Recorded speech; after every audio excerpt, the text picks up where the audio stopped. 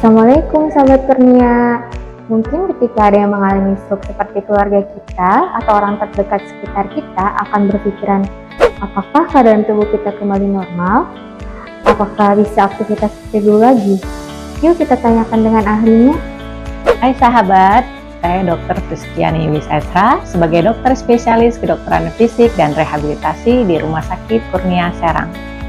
Stroke merupakan peristiwa yang terjadi pada vaskular atau pembuluh darah di otak yang dapat menyebabkan sebagian atau seluruh gangguan fungsi otak dengan gejala berlangsung selama 24 jam atau lebih atau bahkan menyebabkan kematian. Di mana tidak ada penyebab lain selain berasal dari pembuluh darah otak itu sendiri. Dapat terjadi ketika pembuluh darah di otak pecah atau aliran darah ke bagian otak terhalang oleh sumbatan darah. Ketika seseorang mengalami stroke, akan terjadi penurunan fungsi otak yang ditandai dengan pertama, gangguan komunikasi akibat gangguan bahasa, bicara, dan kemampuan untuk berpikir. Yang kedua, gangguan asupan nutrisi akibat gangguan menelan. Ketiga, gangguan berjalan dan keterbatasan dalam perawatan diri dan aktivitas sehari-hari akibat adanya kelemahan satu sisi tubuh, adanya gangguan sensasi, keseimbangan dan koordinasi, kontrol postur dan gerak, fungsi tangan, dan kemampuan untuk berpikir. Yang keempat, gangguan dalam buang air kecil. Yang kelima, gangguan dalam buang air besar. Dan yang terakhir, penurunan kebugaran paru dan jantung. Terapi pada pasca stroke bertujuan untuk mengoptimalkan pemulihan dan atau memodifikasi gejala sisa yang ada agar penyandang stroke mampu melakukan aktivitas fungsional secara mandiri, dapat beraktivitas dengan lingkungan, dan mencapai hidup yang berkualitas. Salah satu terapi pasca stroke yang bisa dilakukan di Rumah Sakit Kurnia yaitu terapi latihan. Apa itu terapi latihan?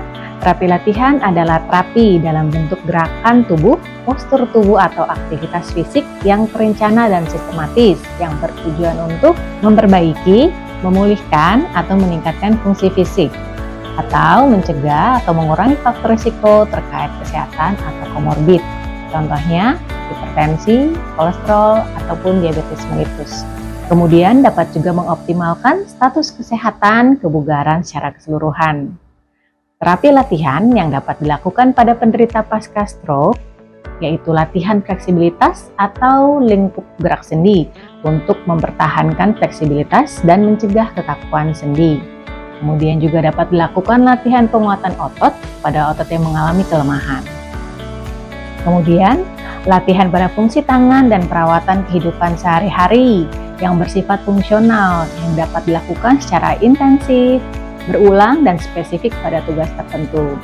Kemudian juga dapat dilakukan latihan berpindah posisi di tempat tidur secara berkala untuk menghindari adanya risiko terjadinya luka.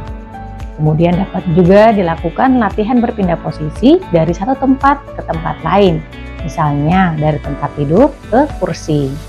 Kemudian dilakukan juga latihan keseimbangan saat duduk dan berdiri dengan atau tanpa menggunakan alat bantu. Latihan berjalan secara bertahap, latihan kebugaran paru dan jantung. Teknik dan durasi terapi pasca stroke akan disesuaikan dengan tingkat keparahan, bagian yang mengalami kerusakan, dan usia penderita. Faktor-faktor yang mempengaruhi keberhasilan terapi dalam meningkatkan fungsi pada pasien terdiri dari usia, jenis kelamin, luas dan letak kerusakan, rutinnya terapi, komorbid atau faktor resiko, komplikasi medis, motivasi personal, status psikososial, dan dukungan keluarga dari orang terdekat pada penderita stroke juga sangatlah penting untuk membantu keberhasilan terapi. Pastikan melakukan konsultasi terlebih dahulu dengan dokter ya sahabat sebelum dilakukannya terapi. Semoga informasi yang disampaikan bermanfaat ya. Terima kasih.